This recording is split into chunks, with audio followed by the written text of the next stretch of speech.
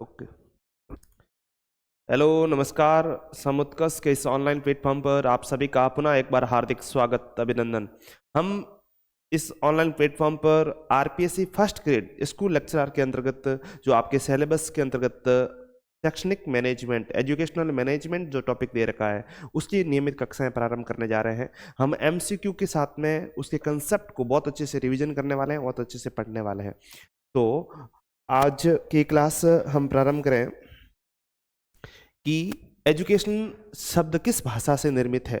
उससे पहले आप समझें कि आपके टॉपिक क्या दे रखा है। आपके सिलेबस के अंतर्गत टॉपिक की यदि बात की जाए तो बात टॉपिक दे रखा है शैक्षणिक शैक्षणिक प्रबंधन। शैक्षणिक प्रबंधन की संकल्पना, कंसेप्ट दे रखा है। संकल्पना, कार्य और सिद्धांत, ये आपका पहला ही टॉपिक दे रखा है, सिद्धांत। इसके बारे में आज की क्लास के अंदर हम संकल्पना और कार्य के बारे में बात करेंगे और नेक्स्ट क्लास के अंतर्गत हम सिद्धांतों के बारे में पढ़ेंगे। आप सब लोग जो आरपीएससी फर्स्ट ग्रेड की तैयारी कर रहे हैं वो निश्चित रूप से जानते हैं कि जी फर्स्ट पेपर के अंतर्गत जो 40% का क्राइटेरिया है और उसके अंतर्गत आपका जो शैक्षणिक मैनेजमेंट है उसमें लगभग 10 से 15 क्वेश्चन एग्जाम में आते हैं। कितना महत्वपूर्ण योगदान होता होगा। और सबसे महत्वपूर्ण बात यह है कि इसमें से डायरेक्ट क्वेश्चन आते हैं और सबसे महत्वपूर्ण है कि बहुत ईजी वे से क्वेश्चन अटेम्प्ट किए जा सकते हैं शैक्षणिक प्रबंधन से और राइट होने के चांसेस भी सबसे अधिक होते हैं। इसीलिए हम बहुत डिटेल्स में बात करने वाले हैं, लेकिन हम कंसेप्ट पिन द पॉइंट आपके सिलेबस के अकॉर्डिंग जो क्वेश्चंस आने वाले हैं उसी के ही बारे में महत्वपूर्ण विषय, महत्वपूर्ण पॉइंट के बारे में ही बात करेंगे जो एग्जाम के रिलेटेड और बहुत महत्वपूर्ण है। उसके बारे में आपका समय न व्यर्थ करते हुए हम आज समझने वाले हैं कि शैक्षणिक प्रबंधन क्या होता है और उसके कार्य क्या है। शैक्षणिक प्रबंधन आपके सिलेबस टॉपिक में दे रखा है, तो शैक्षणिक का मतलब है शिक्षा के लिए प्रबंधन, शिक्षा व्यवस्था के लिए क्या होना चाहिए, प्रबंधन होना चाहिए। तो उसके सबसे पहले यदि शैक्षणिक प्रबंधन की यदि किसी ने बात की है, शैक्षणिक प्रबंधन विद्यालयों में शिक्षा में शैक्षणिक क्षेत्र में प्रबंधन विषय को जोड़ने की यदि बात की है तो वो बात की थी कोठारी आयोग ने। आप जानते हैं एजुकेशन के रूप में भारत में अभी तक 5 आयोग का गठन किया गया है शिक्षा को लेकर। सबसे पहले डॉक्टर राधाकृष्णन जी के नेतृत्व में डॉक्टर राधाकृष्णन आयोग किया गया था। उसके बाद मुदालियर आयोग आया, उसके बाद में कोठारी आयोग आया, तो डॉक्टर दौलत सिंह जी राठौड़, दौलत सिंह कोठारी के निर्देशन के अंतर्गत कोठारी आयोग का।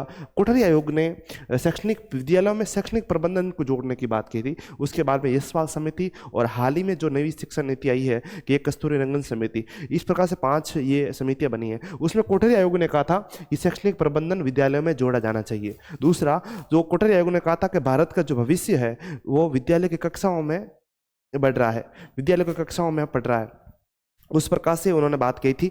और सबसे महत्वपूर्ण है कि अब बात करेंगे शैक्षणिक प्रबंधन आपके लिए दे रखा है, तो आपके सबसे समझेंगे शैक्षणिक का मतलब है शिक्षा। यदि देखा जाए शिक्षा से संबंधित प्रबंधन है तो हम थोड़ा सा आइडिया होना चाहिए डायरेक्ट। हालांकि आपके टॉपिक में शिक्षा वर्ड नहीं दे रखा है, आपका शैक्षणिक प्रबंधन ही दे रखा है, लेकिन हम थोड़ा सा शिक्षा के बारे में जानेंगे। जो शिक्षा है, जो इंग्लिश के आपके एजुकेशनल मैनेजमेंट है, ये एजुकेशनल मैनेजमेंट है, शैक्षणिक प्रबंधन। तो शिक्षा का समानार्थी यदि शब्द है इंग्लिश के अंतर्गत वो है आपका एजुकेशन। वो शब्द क्या है, एजुकेशन। और एजुकेशन शब्द है, वो एजुकेशन शब्द एजुकेटम्स वर्ड से बना है। किससे बना है, एजुकेटम। जो एजुकेटम वर्ड है जो लैटिन भाषा का शब्द है। कौन से, एजुकेशन शब्द लैटिन भाषा के लैटिन भाषा का शब्द से, लैटिन भाषा का शब्द एजुकेटम से बना है। और एजुकेटम शब्द है दो वर्ड शब्द वर्णों से बना है, जिसमें एक आता है ई, एक आता है ड्यूको, PUCU। ड्यूको मतलब क्या होता है, ड्यूको का मतलब है अंदर से बाहर की ओर, अंदर से बाहर की ओर। अंदर से बाहर की ओर का मतलब क्या है, अंदर टू लीड आउट, अंदर से बाहर की ओर। अंदर से बाहर की ओर का मतलब क्या है, अंदर से बाहर की ओर का मतलब ये है कि ये एजुकेशन का एजुकेटम वर्ड से बना है। ई और ड्यू को अंदर से बाहर की ओर है कि व्यक्ति के अंतर्निहित क्षमताओं में, व्यक्ति है या छात्र है तो व्यक्ति के,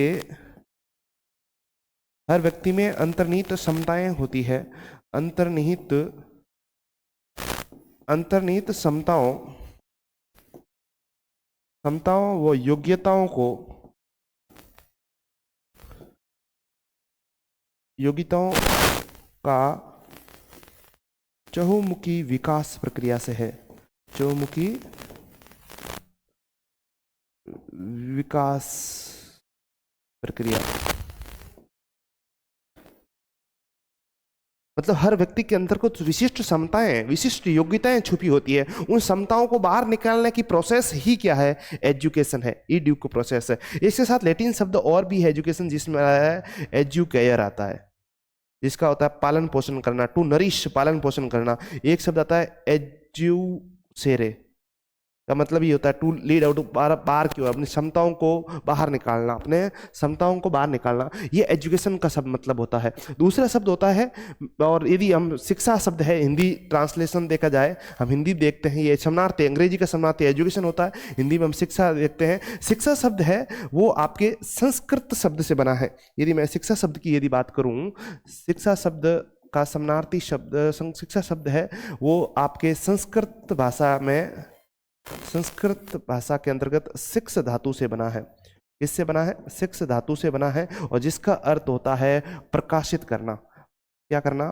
प्रकाशित करना, मतलब अंधेरे से प्रकाश की ओर ले जाना। शिक्षा का मतलब होता है अंधेरे से प्रकाश की ओर ले जाना, या अपना प्रकाशित करना ही होता है शिक्षा। और एक वर्ड और चलता है हमारे, जैसे हम विद्यालय में देखते हैं, विद्यालय जिस वर्ड से बना है, या फिर हम देखते हैं विद्या मंदिर, स्कूल्स जिसे शिक्षा ग्रहण करते हैं उसको बोलते हैं विद्या मंदिर बोलते हैं।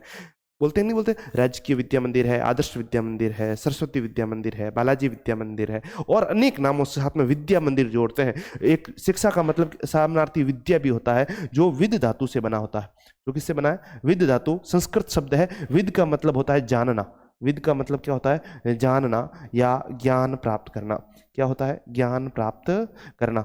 ये शब्द होता है संस्कृत का हिंदी अर्थ। विद्या का शिक्षा का मतलब है। हालांकि शिक्षा का है बहुत व्यापक शब्द है, ये बहुत संकीर्ण छोटे शब्दों में केवल अर्थ को बता रहे हैं। शिक्षा को जब परिभाषित करने जाए बहुत लंबी क्लास हो सकती है, लेकिन आपके सिलेबस में दे नहीं रखा है, इसीलिए हम बहुत संक्षिप्त में बात कर रहे हैं। शिक्षा का यदि उद्देश्य की यदि बात करें, शिक्षा का उद्देश्य होता है कि शिक्षा आपके एक किसी भी राष्ट्र या किसी देश के लिए वो ऐसा सभ्य और उपयोगी नागरिक तैयार करना जिसके लिए उसका सर्वांगीण विकास हो। आपका सर्वांगीण विकास का तात्पर्य है कि व्यक्ति का शारीरिक रूप से विकास हो, मानसिक रूप से विकास हो, भावनात्मक रूप से विकास हो, मतलब मल्टीपल अप्रोच के साथ, बहुआयामी पक्ष के साथ में उसका विकास हो, ताकि वो देश के लिए उपयोगी नागरिक साबित हो सके। इस प्रकार से शिक्षा आपके लिए महत्वपूर्ण है। हालांकि इसके बारे में बहुत 4H कह दे सकते हैं, हैंड, हेड, हार्ट एंड आप अलग से हेल्थ के बारे में आप कंटिन्यू फॉर्म में हम किसी प्रकार से बहुत लंबी क्लास ले सकते हैं, लेकिन हम शिक्षा को आपका शैक्षणिक प्रबंधन दे रखा है, आपका टॉपिक ही शैक्षणिक प्रबंधन देगा, इसलिए शिक्षा के बारे में बहुत ज़्यादा नहीं कह रहे हैं, बस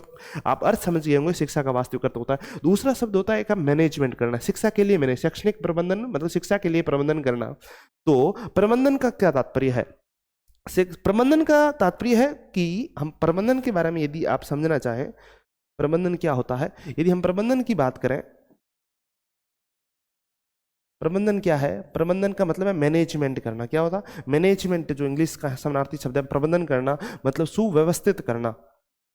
यदि हम थोड़ा सा हल्के शब्दों में बात करें या संक्षिप्त में यदि बात करें, सुव्यवस्थितीकरण करना, एक व्यवस्थित फॉर्मेट, सुव्यवस्थित तरीके से कोई काम करना, वही प्रबंधन है। सिंपल सा अर्थ है, लेकिन केवल इतना सिंपल सा नहीं है। सब यदि परिभाषा के रूप में यदि मैं लिखना चाहूँ तो लिख सकते हैं कि प्रबंधन होता है वो आपके किसी भी संगठन हो या किसी भी संस्था हो, तो परिवर्तनशील वातावरण में, क्योंकि वातावरण कभी भी स्थायी नहीं होता है, हमेशा परिस्थितियां क्या होती है? बदलती रहती है। परिवर्तनशील वातावरण में किसी संस्था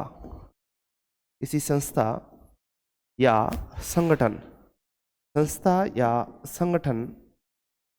संगठन के निहित उद्देश्य, हर संगठन या संस्था जो भी कार्य है उनके उद्देश्य होते हैं, उनके उद्देश्यों या लक्ष्यों की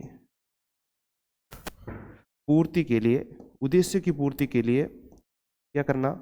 उद्देश्य की पूर्ति के लिए सामूहिक प्रयासों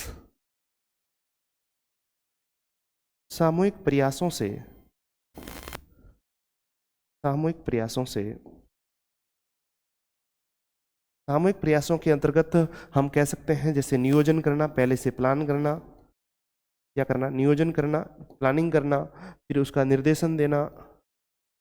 निर्देशन या उसके संगठन या नियंत्रण के माध्यम से, प्रयासों से भौतिक व मानवीय संसाधनों का प्रभावी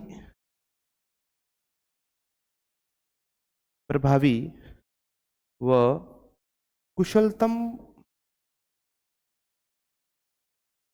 कुशलतम प्रयोग ही क्या कहलाता है? कुशलतम प्रयोग ही प्रबंधन कहलाता है। कुशलतम प्रयोग ही क्या कहलाता है? प्रबंधन कहलाता है। हमने क्या बात की है? हम यदि समझना चाहें कि प्रबंधन का वास्तविक अर्थ क्या होता है, प्रबंधन का काम वैसा कुछ नहीं, प्रबंधन का अर्थ ही है किसी भी कार्य को एकदम सुव्यवस्थित तरीके से करना, ताकि वो क्या हो, जो आप जिस उद्देश्य के साथ जो भी काम कर रहे हो उसमें क्या हो, प्रभावी तरीके से हो, वो कुशलतम प्रयोग से हो। यदि हम परिभाषा के रूप में लिखना चाहें, परिवर्तनशील वातावरण में, परिवर्तनशील वातावरण का क्या मतलब है? परिस्थितियां हमेशा बदलती रहती है, परिस्थितियां स्थायी नहीं होती, परिस्थितियां हर दौर के साथ में, समय के साथ में क्या होती रहती है? परिवर्तन होती रहती है। और परिवर्तन होने के साथ में ही उस किसी संस्था है या संगठन है, उनके उद्देश्यों को प्राप्त करना है, लक्ष्यों को प्राप्त करने के लिए सामूहिक प्रयास का मतलब है कि कोई भी काम कैसे, किस प्रकार से करना है, उसका डायरेक्शन कैसा होगा, संगठन क्या है, उसके नियंत्रण है, वो सम्मिलित रूप से कोई काम कब करना है, कैसे करना है, किस प्रक्रिया से करना है, उस सभी प्रयासों के लिए भौतिक व मानवीय संसाधनों का, जो भी भौतिक संसाधन उपलब्ध है और उसमें जो मानवीय संसाधन है, जो भी काम करने वाले लोग हैं, उन संसाधनों का इस प्रकार से प्रयोग करना कि वो कैसा हो, प्रभावी हो और कुशलतम हो। प्रभावी होने का मतलब क्या है? उसका लाभ अधिकतम हो। प्रभावी होने का मतलब ये होता है लाभ क्या होना चाहिए? वो अधिकतम हो। लाभ कैसा हो? अधिकतम हो। और लाभ कैसा हो? अधिकतम हो। कुशलतम का मतलब होता है मितव्ययता के साथ में हो। मितव्ययता का मतलब क्या हो? लागत कम हो, लागत न्यूनतम होनी चाहिए। लागत तो क्या हो आपके? न्यूनतम हो, लेकिन प्रॉफिट क्या हो? अधिकतम हो। कम लागत में अधिक लाभ कैसे हो? उसी का नाम ही क्या है? उसी का नाम ही प्रबंधन है। उसका नाम ही क्या है? प्रबंधन है। तो आपके सिलेबस में दे रखा है, शैक्षणिक प्रबंधन। प्रबंधन का एक भाग है जिसका शैक्षणिक प्रबंधन की व्यवस्था को शिक्षण व्यवस्था के अंदर डालने के लिए कोठारी आयोग ने निर्देशित किया था, और उसी के आधार पर हम पढ़ रहे हैं कि शैक्षणिक प्रबंधन है। यदि प्रबंधन के बारे में हुआ और डिटेल्स में जानकारी हम क्वेश्चनों के साथ साथ में करेंगे। अभी तक हमने बात की है शैक्षणिक प्रबंधन दे रखा है, शैक्षणिक प्रबंधन की संकल्पना कार्य के बारे में बात करने वाले हैं, जिसमें सबसे पहले वर्ड होता है शिक्षा और प्रबंधन। इसके बारे में थोड़ी सी हमें क्या होनी चाहिए? जानकारी होनी चाहिए कि ये सिलेबस में डायरेक्ट नहीं दे रखा, लेकिन शैक्षणिक प्रबंधन दे रखा है, तो थोड़ी थोड़ी जानकारी रख लें, ताकि क्या होता है कि कई बार क्वेश्चन आता है तो उसकी समझ डेवलपमेंट आपके पास में हो। शिक्षा मतलब एजुकेशन का इंग्लिश का समानार्थी शब्द है। जो एजुकेशन शब्द है वो लैटिन भाषा के शब्द के एजुकेटम शब्द से बना है, या एजुकेयर या एडुसेरे शब्द से बना है। जो एजुकेटम है, जो ई और ड्यू को अंदर से बाहर की ओर निकालना। अंदर से बाहर क्या निकालना? शिक्षा का मतलब, एजुकेशन का मतलब ये है लैटिन भाषा के अंतर्गत कि व्यक्ति के अंतर्गत अंतर्निहित क्षमताएं होती है, विशिष्टताएं होती है, योग्यताएं होती है। उन योग्यताओं को बाहर निकालने का चहुमुखी विकास प्रक्रिया करना ही क्या कहलाता है? शिक्षा है। यदि भारत के अंदर, भारतीय संस्कृति के अंदर भी देखा जाए तो भारत के अंदर शिक्षा शब्द हिंदी समानांतर शब्द है। जो शिक्षा शब्द है वो संस्कृत के शिक्ष धातु से बना है। किससे बना है? शिक्ष धातु से बना है। और शिक्ष का मतलब होता है प्रकाशित करना, अंधेरे से प्रकाश की ओर ले जाना ही क्या है? शिक्षा है। और एक समानार्थी शब्द और चलता है विद्या। विद्या धातु संस्कृत का शब्द ही है, जिनका मतलब होता है जानना, सीखना या ज्ञान की प्राप्ति करना। ये होता है शिक्षा। हमने देखा मैनेजमेंट के बारे में, देखा परिवर्तन में कोई भी कार्य सुव्यवस्थित तरीके से करना कि वो प्रभावी हो, जो काम जिस लक्ष्य के लेकर चल रहे हैं वो लक्ष्य में अधिकतम लाभ मिले और उसका न्यूनतम खर्चा हो, उसी को हम क्या कहते हैं? उसी को हम मैनेजमेंट कहते हैं। परिभाषा के रूप में लिखना चाहे, परिस्थितियां बदलती थी, परिवर्तनशील वातावरण में किसी संस्था या संगठन के नीति, उद्देश्य, लक्ष्य की पूर्ति के लिए सामूहिक प्रयासों के माध्यम से नियोजन, निर्देशन, संगठन और नियंत्रण। हम और सामूहिक प्रयास कौन कौन से हो सकते हैं, कार्य कौन कौन से हो सकते हैं, हमको डिटेल्स में भी पढ़ेंगे, इनके बारे में डिटेल्स में चर्चा करेंगे। उसके साथ में भौतिक और मानवीय संसाधन, जो काम करते हैं भौतिक संसाधन है और मानवीय संसाधन है, इन दोनों का इस प्रकार से समन्वय हो, इस प्रकार से काम किया जाए कि प्रभावी हो और कुशलतम हो, अधिकतम लाभ हो और न्यूनतम खर्चा हो। वही हमारा क्या कहलाता है? वही प्रबंधन कहलाता है। और प्रबंधन सब जगह व्याप्त है। प्रबंधन घर की रसोई से लेकर देश की अर्थव्यवस्था तक सब जगह प्रबंधन का ही खेल है। तो शिक्षा के अंतर्गत भी प्रबंधन क्या गया है? डाला गया है। विद्यालय के लिए प्रबंधन व्यवस्था को डाला गया है। तो पहला ही क्वेश्चन, पहले हम क्वेश्चन को अटेम्प्ट करते हैं। पहला क्वेश्चन क्वेश्चन दे रखा है, एजुकेशन शब्द किस भाषा से निर्मित हुआ है? एजुकेशन शब्द है वो लैटिन भाषा से निर्मित हुआ है। किससे निर्मित हुआ है? लैटिन भाषा से निर्मित हुआ है, एजुकेटम से शब्द हुआ। नेक्स्ट क्वेश्चन आपका क्या है? नेक्स्ट क्वेश्चन की यदि बात करें, क्वेश्चन है निम्नलिखित में कौन सी एक प्रबंधन की प्रकृति नहीं है? इन्होंने क्या है? प्रकृति पूछा है, नहीं पूछा है, प्रकृति नहीं है। तो प्रकृति नहीं होने से पहले हमें होना चाहिए प्रकृति, एजुकेशन जो शैक्षणिक प्रबंधन है उसकी प्रकृति कौन कौन सी है वो पता होना चाहिए। तो यदि हम प्रकृति और विशेषताओं की यदि बात करें तो हम बात कर सकते हैं कि प्रबंधन की प्रकृति के विषय में कि प्रबंधन एक कला है। क्या कहा है? प्रबंधन एक क्या है? प्रबंधन एक कला है। कला का मतलब क्या होता है? कला का मतलब होता है कि मानवीय रचनात्मकता है। कला, कोई चीज कला कब होती है? जब मानवीय रचनात्मकता हो, रचनात्मकता हो। कोई चीज कला जिसे कहते हैं जो मानवीय रचनात्मकता हो या अपने आप में मौलिक हो। क्या हो? मौलिकता हो, मौलिकता को धारण किया हो, या नवीनता हो, जिसे क्या हो? नवीनता हो, जो मानवीय स्किल, कला अनुभव के द्वारा, अभ्यास के द्वारा जिसे सीखा जा सके, एक हुनर होता है, वही क्या है? कला है। तो क्या है? प्रबंधन करना, किसी चीज का व्यवस्था करना, मैनेजमेंट करना, वो भी एक कला है। हम देखते हैं कि बहुत सारे लोग कोई भी वही काम होता है उसको बहुत अच्छे से मैनेज करके कर लेते हैं। आज का दौर इस मैनेजमेंट का ही है, बहुत अच्छे से व्यवस्थित तरीके से करते हैं, वो एक कला है। हर व्यक्ति अपनी विशिष्ट योग्यता के द्वारा उस मैनेजमेंट को सीखा जा सकता है और किया जा सकता है। तो कोई भी काम करने का जो तरीका होता है हर व्यक्ति का विशिष्ट होता है, और उसी को ही क्या कहते हैं? प्रबंधन का विशिष्ट कला है। तो प्रबंधन एक क्या है? प्रकृति के रूप में देखा जाए प्रबंधन कला है, और प्रबंधन एक विज्ञान है। क्या है? प्रबंधन विज्ञान है। विज्ञान का मतलब क्या है? विज्ञान, किसी भी चीज को हम विज्ञान कब कहते हैं? विज्ञान तब कहते हैं जब कोई भी कार्य कैसा हो, एकदम व्यवस्थित तरीके से, क्रमबद्धता को लिए हुए, क्रमबद्धता के साथ में किया जाए, व्यवस्थित तरीके से किया जाए। दूसरा, जिसका टेस्ट किया जा सकता है, जिसका परीक्षण किया गया हो, कोई भी काम है उसका परीक्षण हो चुका हो, मतलब जो हम जिसके बारे में बात कर रहे हैं उसका परीक्षण ऑलरेडी टेस्टेड है, वो ऑलरेडी क्या है? वो परीक्षित किया गया है, वास्तव में ये कार्य सही है, और जिस तरीके से मतलब सिद्ध किया जा चुका हो उसका परीक्षण किया जा चुका हो, और इसके साथ में उसकी वैधता हो, लेजिटिमेसी हो। मतलब क्या होता है? जो हम जिसके बारे में बात कर रहे हैं वो ऑलरेडी क्या हो? वैध हो। मतलब प्रबंधन के बारे में ऑलरेडी टेस्ट किया जा चुका है, ये सिद्ध है, परीक्षित है, और उसकी वैधता है, हर फील्ड में उसकी क्या है? वैधता है। तभी वो क्या है? तभी वो विज्ञान भी है, कला है, विज्ञान भी है। प्रबंधन कला और विज्ञान दोनों है, ये दोनों का है, कला भी है और विज्ञान भी है। मतलब ये एक दूसरे मानवीय सब्जेक्ट के साथ में, मानवता के साथ में एक विज्ञान का स्वरूप भी है। ये एक दूसरे से विरोधी नहीं है, एक दूसरे से क्या है? एक दूसरे से पूरक है, एक ही सिक्के के दो पहलू है, ऐसा कह सकते हैं। कला और विज्ञान का मतलब यह है कि प्रबंधन, कला और विज्ञान एक ही सिक्के के क्या है? दो पहलू है, दोनों ही एक दूसरे के पूरक है।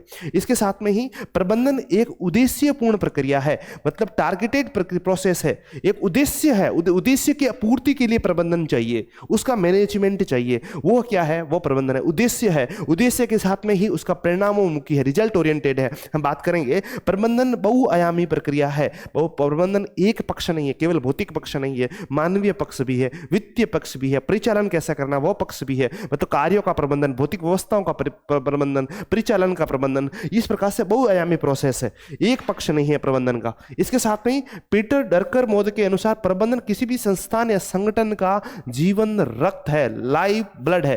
प्रबंधन, पीटर डरकर मोदे का नाम आया है। पीटर डरकर मोदे कौन थे? ये प्रबंधन के गुरु कहे जाते हैं।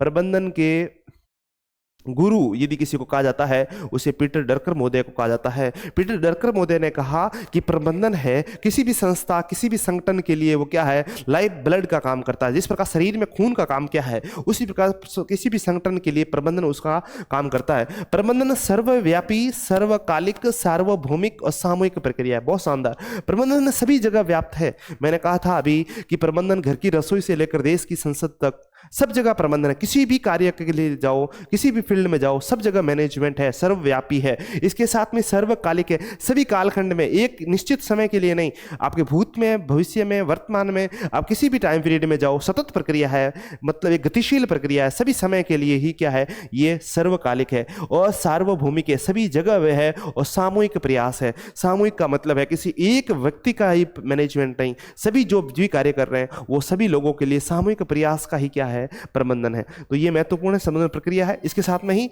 रिजल्ट ओरिएंटेड है, मतलब क्या है, परिणामोन्मुखी है, जो आपको टारगेट चाहिए। ऐसा नहीं कि प्रोसेस चल रहा है उसका कोई आगे न पीछे कुछ पता नहीं चल रहा है, ऐसा नहीं है। उद्देश्य है, उद्देश्य के साथ उसका रिजल्ट भी चाहिए।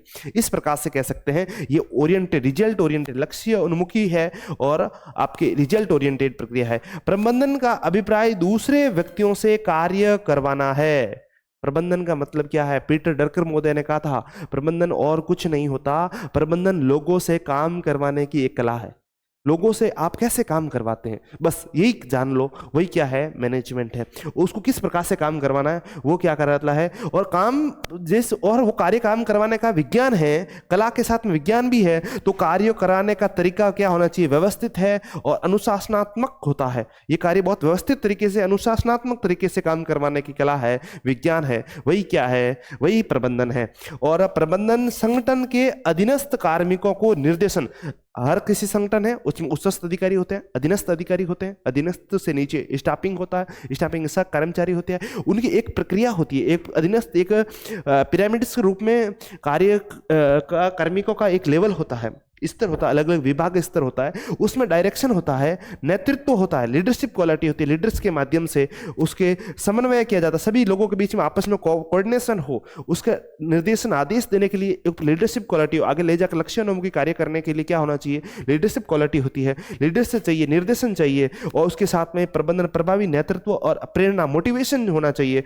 ये सब प्रोसेस कौन करता है? प्रबंधन के माध्यम से होता है। मतलब प्रबंधन संगठन के अधीनस्थ कार्मिकों को निर्देशन, नेतृत्व, तो समन्वय प्रदान करता है, अतः प्रबंधन प्रभावी नेतृत्व और प्रेरणा प्रदान करता है।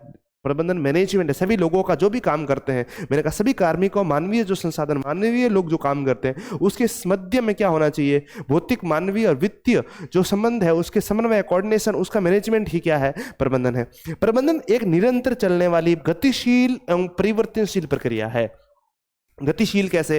गतिशील ऐसे है, परिवर्तनशील, हमेशा कंटिन्यू फॉर्म में चलेगी। ऐसा नहीं कि आज प्रबंधन किया कल प्रबंधन की जरूरत नहीं है, नहीं, प्रबंधन हर जगह व्याप्त है, सर्वव्यापी है, सर्वकालिक है, सब जगह गतिशील अवस्था में, जड़ चेतन नहीं है, जड़ नहीं है, वो परिवर्तनशील है। परिवर्तनशील ऐसे, गतिशील और परिवर्तनशील। परिवर्तनशील ऐसे है कि ये कोई भी एक प्रबंधन जैसा मैनेज किया है वो लोक की लकीर नहीं है, समय के साथ में जैसी परिस्थितियों के अनुसार क्या होता है, मैनेजमेंट, प्रबंधन है, वो समय के साथ में परिवर्तित होता है।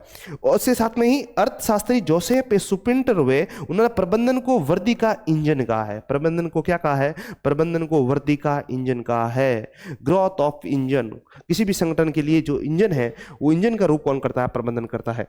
तो नेक्स्ट क्वेश्चन की यदि हम बात करें, प्रकृति, पहला क्वेश्चन क्या था?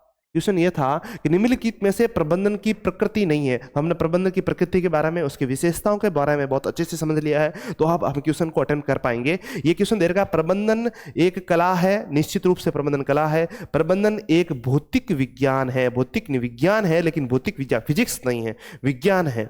प्रबंधन एक सामाजिक जिम्मेदारी है, निश्चित रूप से जिम्मेदारी है, सामाजिक मानवीय संसाधन है, मानव समाज में रहता है, और समाज में क्या है? व्यवस्थीकरण है, अनुशासन है, तो वो फिर क्या है? जिम्मेदारी, सभी लोगों का सामूहिक प्रयास है। प्रबंधन सार्वभौमिक है, सभी जगह व्याप्त है, तो इसमें कौन सा नहीं है? प्रबंधन एक भौतिक विज्ञान नहीं है। ये question school lecturer exam Sanskrit 2020 के अंतर्गत आया हुआ क्वेश्चन है। आप देख रहे हैं, इसको अटेम्प्ट कर पा रहे होंगे निश्चित रूप से।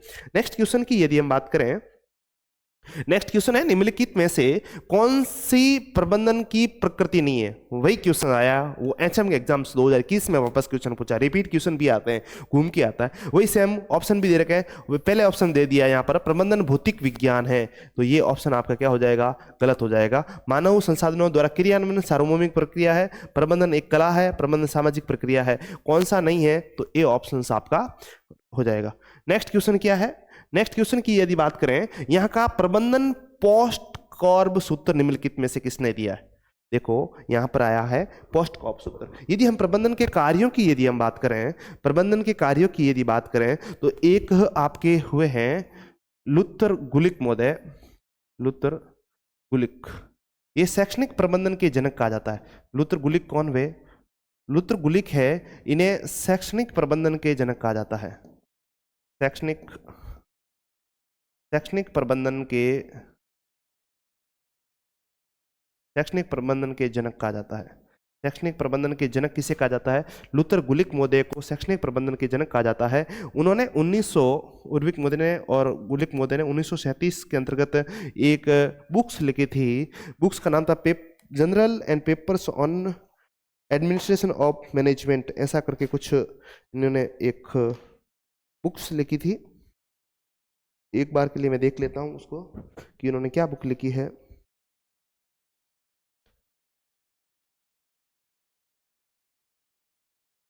यदि हम उसके बुक्स की यदि बात की जाए तो उन्होंने, अभी मिल नहीं रहा है मेरे को, इन्होंने एक बुक्स लिखी थी शैक्षणिक प्रबंधन के बारे में। जब याद आएगा, यदि मिल जाएगी तो मैं आपको एक बार के लिए बता दूंगा आपको, लेकिन मैं बताऊंगा अभी। Papers on the science of administration 1937 में लिखी थी। Papers on the science of administration, papers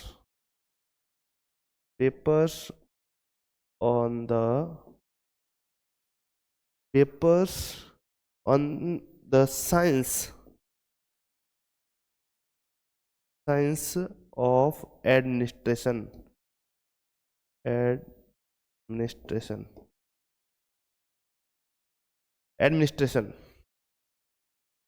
इन्होंने बुक्स लिखी थी। कौन सी बुक्स लिखी है? Papers on the science of administration books लिखी 1937 के अंतर्गत। उसके अंतर्गत लूथर गुलिक महोदय जो शैक्षणिक प्रबंधन के जनक कहे जाते हैं, उसके अंतर्गत उन्होंने पोस्ट कार्य के रूप में 7 कार्य बताए थे। प्रबंधन के क्या कार्य होते हैं? 7 कार्य के बताए थे। उन्होंने पोस्ट कार्य लिखा था, उसके POSTCORB याद रख लेना, आराम से याद रखना, बहुत अच्छे से रखना, बहुत अच्छे क्वेश्चंस बनते हैं। ऑलरेडी क्वेश्चंस आया हुआ है, स्कूल लेक्चरशिप के एग्जाम 2018 में आया है। क्या लिखा है? पोस्ट कार्ब दिया था। पोस्ट कार्ब सबसे पहला क्वेश्चन बनता है। पोस्ट कार्ब किसने दिया था? लूथर गुलिक महोदय ने दिया था। किसने दिया था? लूथर गुलिक महोदय ने दिया था। और इसका मतलब क्या होता है हमें पोस्ट कार्ब के बारे में पता होना चाहिए। इसके अंतर्गत 7 कार्यों के बारे में बताया। कितने कार्यों के बारे में बताया है? 7 कार्यों के बारे में बताया है। और 7 कार्यों के साथ में ही इसके पोस्ट कार्ब का मतलब क्या होता है ये भी पता होना चाहिए। एक एक वर्ड का पता होना चाहिए मैनेजमेंट के अंतर्गत। पी का मतलब यह है प्लानिंग। पी का मतलब क्या है? पी का मतलब है प्लानिंग। मतलब क्या है? नियोजन। प्लानिंग का मतलब नियोजन। कोई भी कार्य कब करना है, कैसे करना है और किस प्रकार से करना है, ये सब प्लानिंग होना जरूरी है। उसके साथ में ही ओ का मतलब है ऑर्गेनाइजेशन। क्या मतलब हुआ? संगठन। ऑर्गेनाइजेशन का मतलब क्या है? संगठन। और एस का मतलब है स्टाफिंग। एस का मतलब क्या है? स्टाफिंग। स्टाफिंग का मतलब क्या होता है? स्टाफ, नियुक्तिकरण किस प्रकार से करेंगे। डी का मतलब होता है डायरेक्शन। डी का मतलब क्या होता है? डायरेक्शनशिप या डायरेक्टर या डायरेक्शन, जिसे बोलते हैं निर्देशन करना। क्या करना? निर्देशन करना। तो क्या समझ रहे हैं आप लोग? पोस्ट का हर्ब, पी का मतलब प्लानिंग, ओ का मतलब ऑर्गेनाइजेशन संगठन, एस का मतलब स्टाफिंग, डी का मतलब डायरेक्शन या डायरेक्टरशिप या निर्देशन जिसे बोला जाता है। को मतलब होता है कोऑर्डिनेशन। को का मतलब क्या होगा? सी ओ दोनों कॉमन वर्ड है, ध्यान रखना। कोऑर्डिनेशन होता है। Ordination, coordination. ओ का मतलब क्या होता है? कोऑर्डिनेशन का मतलब क्या होता है? समन्वय करना। समन्वय मतलब वहाँ भी जो संसाधन है, भौतिक मानवीय संसाधन है, उन सभी के मध्य क्या करना? समन्वय करना। सबसे पहले नियोजन प्लानिंग करना, फिर संगठन खड़ा करना, संगठन के लिए नियुक्ति करना, स्टाफिंग व्यवस्था करना, और स्टाफ होगा तो उसको निर्देशन देना, डायरेक्शन देना। उसके साथ सभी जो स्टाफ है उनके मध्य में क्या होना चाहिए? कोऑर्डिनेशन होना चाहिए। इसके साथ में ही आर का मतलब क्या होता है? आर का मतलब यहाँ है, आर का मतलब है रिपोर्टिंग। आर का मतलब क्या है? आर का मतलब है रिपोर्टिंग। रिपोर्टिंग या प्रतिवेदन जिसे बोला जाता है, रिपोर्टिंग प्रतिवेदन बोलते हैं। बी का मतलब क्या है? बी का मतलब है बजटिंग। बी का मतलब क्या है? बजटिंग। मतलब आय व व्यय का क्या होना चाहिए? लेखा जोखा होना चाहिए। ये आपने 7 कार्य बताए। लूथर गुलिक महोदय ने 7 कार्य बताए क्या बताए? 7 पोस्ट कार्य के रूप में बताए। पी का मतलब प्लानिंग, ओ का मतलब ऑर्गेनाइजेशन, एस का मतलब स्टाफिंग, डी का मतलब डायरेक्टर या फिर डायरेक्शन जिसे निर्देशन बोलते हैं, सी ओ का मतलब है कोऑर्डिनेशन, आर का मतलब है रिपोर्टिंग और बी का मतलब है बजटिंग। ये 7 कार्य है। ये कितने कार्य है? 7 कार्य है। लूथर गुलिक महोदय ने दिए थे किसमें? 1937 में papers on the science of administration नामक बुक्स लिखी थी, उसके अंतर्गत दिए थे। तो पहला क्वेश्चन क्या? प्रबंधन पोस्ट का सूत्र निम्नलिखित किसमें दिया है? ऑप्शन दे रखा है लूथर गुलिक व उर्विक महोदय ने दिए थे। किसने दिए थे? उर्विक ने। यदि हम बात करें हेनरी फेयोल महोदय की, तो हेनरी फेयोल महोदय कौन थे? हेनरी फेयोल महोदय है, ये आधुनिक प्रबंधन के जनक कहा जाता है। इनको आधुनिक प्रबंधन का जनक कहा जाता है। किनको? हेनरी फेयोल महोदय को। इसके साथ में ही हेनरी फेयोल महोदय को प्रबंधन के सिद्धांतों का जनक कहा जाता है। प्रबंधन के सिद्धांत जो हम नेक्स्ट क्लास के अंतर्गत हम डिटेल्स में पढ़ेंगे, सिद्धांतों के जनक यदि किसी को कहा जाता है वो हेनरी फेयोल महोदय को कहा जाता है। इन्होंने 14 सिद्धांत दिए थे। हम अलग अलग सिद्धांतों के बारे में कल नेक्स्ट क्लास के अंतर्गत बात करेंगे ही, तो उसके अंतर्गत बात करेंगे कि हेनरी फेयोल महोदय कौन और किस प्रकार से थे। ठीक है, निश्चित रूप से एक क्वेश्चन अटेम्प्ट कर लिया था और इस प्रकार से क्वेश्चन आएगा तो आप सबके बारे में बता सकते हैं। नेक्स्ट क्वेश्चन है शैक्षणिक प्रबंधन एवं प्रशासन के लिए लूथर गुलिक द्वारा प्रदत्त सूत्र पोस्ट कार्ब में अक्सर डी का क्या मतलब है? डायरेक्टिंग करना, डायरेक्शन करना, निर्देशन करना। अभी हमने पढ़ा था, तो इसका ऑप्शन राइट ऑप्शन क्या हो जाएगा? निर्देशन करना, डायरेक्टिंग करना। क्या मतलब? प्रारूप, वितरण, निर्देशन और विकासशील। इसमें राइट ऑप्शन क्या हो जाएगा? सी ऑप्शन आपका राइट हो जाएगा। ये भी क्वेश्चन स्कूल लेक्चरशिप 2020 के अंतर्गत आया है। देखो इसी में से क्वेश्चन कैसे बन रहे हैं। पहला वाला क्वेश्चन कैसे बना है? ये किसने दिया था?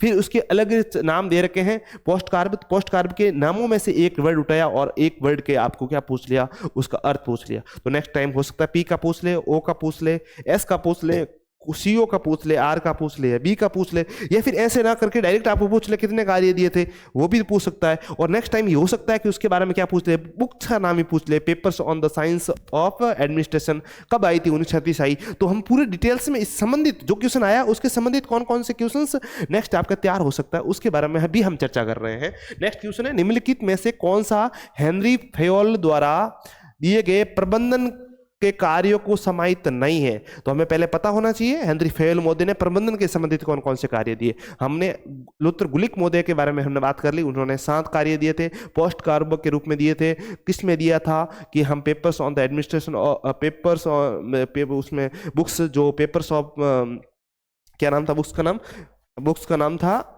Papers on the science of administration. याद रखने की बात है, papers on science of administration के बुक्स के अंतर्गत दिया था। तो हम हेनरी फेयोल महोदय की यदि बात करें तो इन्होंने आपके जो काम बताए थे, उन्होंने बताया POCCC 5 कार्य बताए। इन्होंने कितने कार्य बताए थे? 5 कार्य बताए। कितने कार्य बताए? 5 कार्य बताए। 5 कार्यों की यदि हम बात करें तो इसके अंतर्गत बात होती है आपके P का मतलब वही प्लानिंग, P का मतलब क्या होगा? प्लानिंग होगा। P का मतलब, O का मतलब वही सेम ऑर्गेनाइजेशन होगा। और यदि C की बात की जाए तो C का मतलब होगा कमांड और कोऑर्डिनेशन। और आपका तीसरा होगा आपका कौन सा होगा? कंट्रोल। ये 3 होंगे। इन्होंने सबसे पहले है ना general and industrial management, general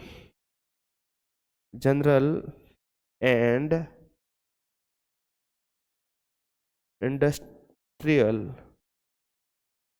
industrial management,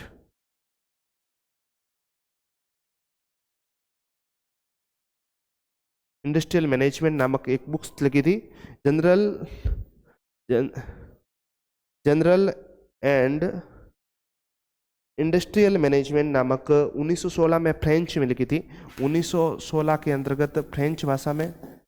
और फिर 1919 के अंतर्गत, शायद 1929 के अंतर्गत, 1929 में इंग्लिश में लिखी थी, अंग्रेजी में।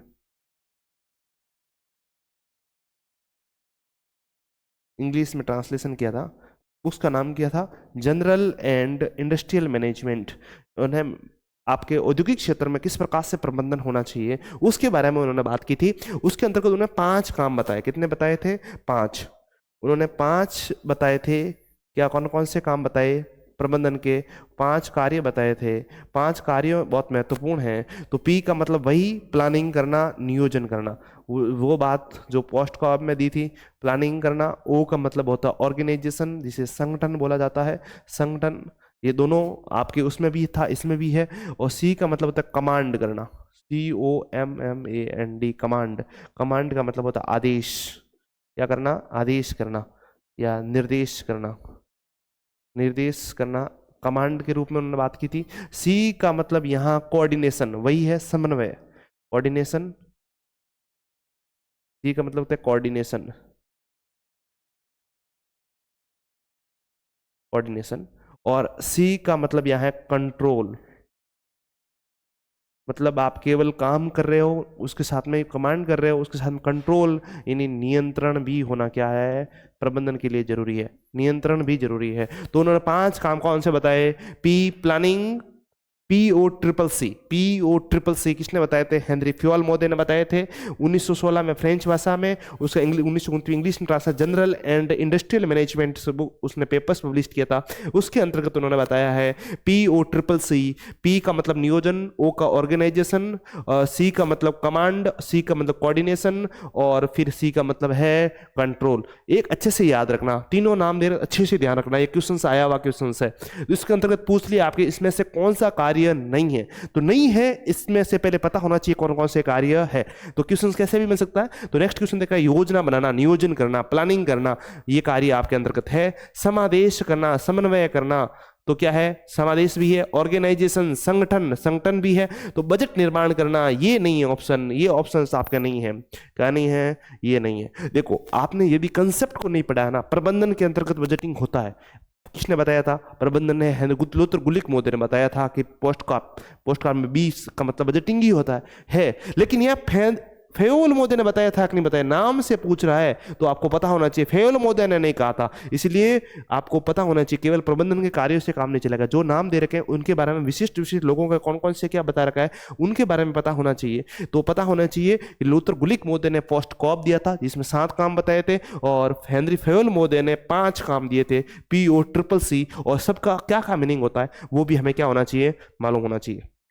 यदि हम बात करें कार्यों के बारे में, यदि हम प्रबंधन के कार्यों की है बात करें, पूरा प्रबंधन के कार्यों के बारे में ही बता देते हैं, क्योंकि प्रबंधन के कार्यों के रूप में भी क्वेश्चन आता है और सिलेबस में डायरेक्ट दे रखा है। आपको पहले तो प्रबंधन का, शैक्षणिक प्रबंधन का कंसेप्ट पता होना चाहिए, और इसके साथ में ही आपको क्या पता होना चाहिए, उनके कार्य भी पता होना चाहिए। यदि इससे पहले मैं कार्यों की बात कर रहा हूं, उससे पहले मैं यदि शैक्षणिक प्रबंधन की बात करूं, मैंने प्रबंधन के बारे में बताया था, शिक्षा के बारे में बता दिया था, लेकिन शैक्षणिक प्रबंधन की यदि हम बात करें तो शैक्षणिक प्रबंधन के रूप में मैं थोड़ा सा चर्चा कर लेता हूं, ताकि क्वेश्चंस कैसा भी बने आपको पहले कंसेप्ट के बारे में पता होना चाहिए। शैक्षणिक प्रबंधन का मतलब क्या है, क्योंकि शैक्षणिक प्रबंधन प्रबंधन का ही एक हिस्सा है। सब जगह है प्रबंधन तो सभी जगह है, लेकिन शैक्षणिक प्रबंधन क्या मतलब क्या है? शैक्षणिक प्रबंधन है विद्यालय के लिए, शिक्षा के लिए जो प्रबंधन है वो विद्यालय के प्रबंधन है। ये सिंपल सी परिभाषा है। यदि परिभाषा के रूप में बताऊं, शैक्षणिक प्रबंधन का जो जनक है, शैक्षणिक प्रबंधन का जनक है, उसे किसे बोला जाता है? लूथर गुलिक महोदय को बोला जाता है। और लूथर गुलिक महोदय को क्या बोला जाता है? शैक्षणिक प्रबंधन का जनक कहा जाता है। शैक्षणिक, हमने बात की थी शैक्षणिक प्रबंधन के जनक कौन है?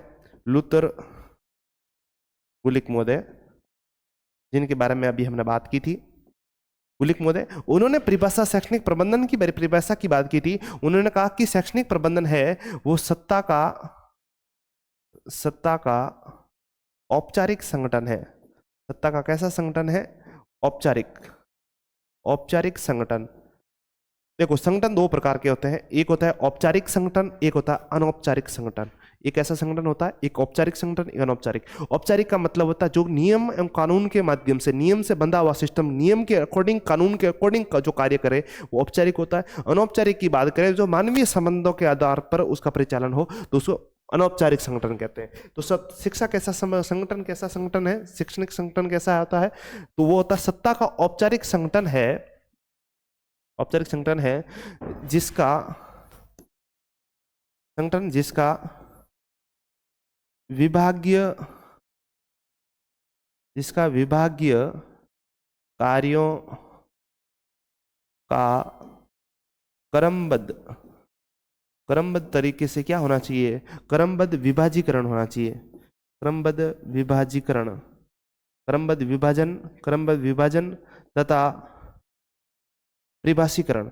जो काम विभाजन किया उसका पहले परिभाषा करो, परिभाषित होना चाहिए, परिभाषित हो पहले तो उसका क्रमबद्ध कार्यों का क्या होना चाहिए, विभाग सह उसके कार्यों का क्या होना चाहिए, क्रमबद्ध तरीके से विभाजन होना चाहिए, कार्यों को अलग अलग सेगमेंट में डिवाइड करना जरूरी है, और उसके साथ में क्या करना, उसका विभाजन का उसका परिभाषण करो, कौन सा कार्य किस तरीके से क्या काम करेगा, उसका परिभाषण, उसका अर्थ समझाओ, परिभाषीकरण एवं परिभाषित करो, एवं उनके मध्य में क्या होना चाहिए, उनके मध्य सभी जो विभाजन किया है उनके मध्य समन्वय होना चाहिए, क्या होना चाहिए, कोऑर्डिनेशन होना चाहिए। उन समन्वय की प्रक्रिया, समन्वय, विभाजन, परिभाषीकरण और समन्वयन की प्रक्रिया ही क्या है, समन्वय की प्रक्रिया ही क्या है, शैक्षणिक प्रबंधन है। समन्वय की प्रक्रिया ही शैक्षणिक प्रबंधन है, शैक्षणिक प्रबंधन है। तो लूथर गुलिक महोदय ने कहा शैक्षणिक प्रबंधन क्या है, शैक्षणिक प्रबंधन एक जो है शिक्षा है, जो सरकार का है, सत्ता का है, वो एक औपचारिक संगठन होता है जिसके अंदर के विभागीय कार्यों का क्रमबद्ध पहले तो विभाजन होना चाहिए, उसका परिभाषीकरण हो और उनके मध्य समन्वय हो। तो वही क्या है, वही आपका क्या है, वही आपका शैक्षणिक प्रबंधन है। इसके लिए क्या, किसके लिए विभाजन होना चाहिए, शैक्षणिक उद्देश्यों के लिए। यदि हम और डिटेल्स में यदि लिखना चाहें तो लिख सकते हैं शैक्षणिक उद्देश्यों के लिए, किसके लिए, शैक्षणिक उद्देश्यों के लिए उसका क्या होना चाहिए, निश्चित उद्देश्य होता है, उसके विभागीय कार्य समन्वय होना चाहिए, और फिर उसका क्या होना चाहिए, परिभाषा, और उसके कार्यों में विभाजन ही क्या कहलाता है, शैक्षणिक प्रबंधन कहलाता है। यदि शैक्षणिक प्रबंधन है वो शक्ति के रूप में उसके महत्वपूर्ण 3 तत्व होते हैं। यदि हम इन तत्वों की यदि बात करें, शैक्षणिक प्रबंधन के तत्वों की यदि हम बात करें तो इनके तत्वों के रूप में 3 तत्व महत्वपूर्ण होते हैं। 3 तत्वों के रूप में एक तत्व होता है जैसे भौतिक संसाधन, विद्यालय है तो विद्यालय में भौतिक संसाधन होते हैं, एक वहाँ के मानवीय संसाधन होते हैं। कौन से संसाधन, मानवीय संसाधन, और एक होता है परिचालन से संबंधित संसाधन, परिचालन। 3 तत्व है, 3 तत्वों का किस प्रकार से समाधान होता है वो भी ध्यान रखना। विद्यालय के अंदर 3 तत्व है, कौन कौन से, भौतिक संसाधनों की यदि बात करें तो आपका विद्यालय परिसर हो गया, विद्यालय परिसर, विद्यालय है, विद्यालय का परिसर है, बिल्डिंग्स है, जो भी है, कक्षा कक्ष है, उसमें खेल के मैदान है, खेल मैदान है, जो भी भौतिक चीजें हैं, खेल का मैदान है, या फिर वहाँ की लैब है, या कोई पुस्तकालय है, पुस्तकालय है, या वहाँ कोई फर्नीचर है, फर्नीचर है, या कोई कक्षा कक्ष के अंतर्गत कोई दृश्य सामग्री है, दृश्य सामग्री जिसके अंदर डिजिटल बोर्ड हो सकता है, अन्य सामग्री, कंप्यूटर व्यवस्था हो सकती है। जो भी भौतिक रूप में जो संसाधन उपलब्ध है वो सभी भौतिक संसाधनों के अंतर्गत वो अलग अलग विभाजन हो रहा है। इसके साथ मानवीय संसाधनों की बात करें तो सबसे पहले आप देखते हैं विद्यालय है तो वहाँ छात्र होंगे, वहाँ पर आपके शिक्षक होंगे, शिक्षक होंगे, शिक्षक के साथ में ही वहाँ के सहायक कर्मचारी होंगे, सहायक कर्मचारी हो सकते हैं, स्टाफ हो सकता है। इसके साथ में ही विद्यालय है तो वहाँ के अभिभावक भी होंगे, अभिभावक भी तो आते हैं विद्यालय में, अभिभावक है। इसके साथ में कोई शिक्षण समिति कोई सदस्य है, शिक्षा समिति बनती है, शिक्षा समिति के साथ में उसके कोई सदस्य है, और व्यवस्था प्रबंधक है।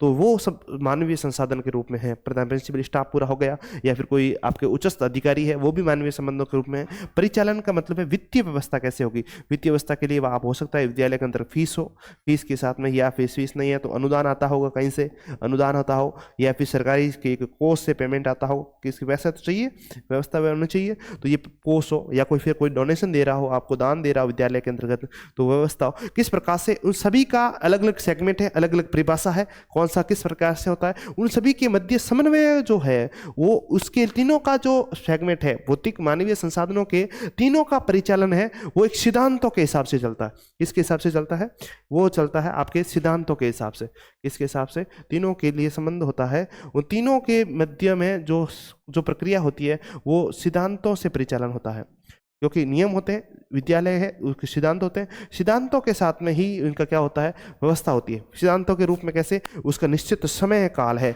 किस प्रकार से समय का डिसीजन होगा, समय सारणी है, समय सारणी के हिसाब से, नियमों के हिसाब से वहाँ के क्या नियम होने चाहिए, प्रबंधन के नियम है, उद्देश्य के हिसाब से या समय सारणी उसके सिद्धांत निर्धारित किए जाते हैं। विद्यालय के उद्देश्य है, उद्देश्य के हिसाब से समय सारणी है, नियम है, या अनुशासन है, जो भी प्रक्रिया है वो इनके माध्यम से, ये जो तत्व है इनके माध्यम से ही इनके मध्य समन्वय स्थापित करना ही क्या है, प्रबंधन कहलाता है। इनके मध्य संबंध स्थापित करना ही क्या कहलाता है, इस शैक्षणिक मैनेजमेंट कहलाता है। तो शैक्षणिक मैनेजमेंट के बारे में आपको समझ में आ गए होगा कुछ कुछ कंसेप्ट। शैक्षणिक प्रबंधन आपके सिलेबस में दे रखा है, कोठारी आयोग ने निर्देशन किया था। कोठारी डॉक्टर लक्ष्मण सिंह कोठारी डॉक्टर दलपत सिंह कोठारी के नेतृत्व में जो कोठारी आयोग हुआ था, उसके निर्देशन के तहत भारत के अंदर शैक्षणिक व्यवस्था के अंदर प्रबंधन व्यवस्था की गई थी। इसके अंतर्गत आपके शैक्षणिक प्रबंधन के जनक कहे जाते हैं वो लूथर गुलिक महोदय ने कहा था, लूथर गुलिक को कहा जाता है। और गुलिक महोदय ने कहा था कि सत्ता का एक औपचारिक ढांचा है, संगठन है, जिनके उद्देश्य की प्राप्ति के लिए, शैक्षणिक उद्देश्यों की प्राप्ति के लिए, जिसमें विभागीय कार्यों का क्रमबद्ध विभाजन, उसका परिभाषीकरण एवं उनके मध्य समन्वय की जो प्रक्रिया होती है, उन्हीं को हम क्या कहते हैं, शैक्षणिक प्रबंधन कहते हैं। और शैक्षणिक प्रबंधन के अंतर्गत 3 तत्व महत्वपूर्ण होते हैं। शिक्षा शक्ति का केंद्र होता है मैनेजमेंट का, और 3 तत्वों के अंतर्गत आता है भौतिक, मानवीय और परिचालन। भौतिक संसाधनों के अंतर्गत, भौतिक तत्वों के अंतर्गत हम देखेंगे विद्यालय है, परिसर है, खेल का मैदान है, लैब है, या फिर आपके भौतिक जितने भी खेल कूद की सामग्री है, या फिर आपके लाइब्रेरी को सेगमेंट का है, या किसी भी अलग अलग डिपार्टमेंट की जो भी भौतिक वस्तुएं हैं उनका संबंध है। या फिर मानवीय संसाधनों के अंतर्गत आप देखते हैं वहाँ के विद्यालय के अंदर छात्र होंगे, वहाँ के अध्यापक होंगे, वहाँ के प्रधानाध्यापक होंगे, या फिर अभिभावक होंगे, या फिर उसकी शिक्षा समिति है, उस समिति के जो भी सदस्य है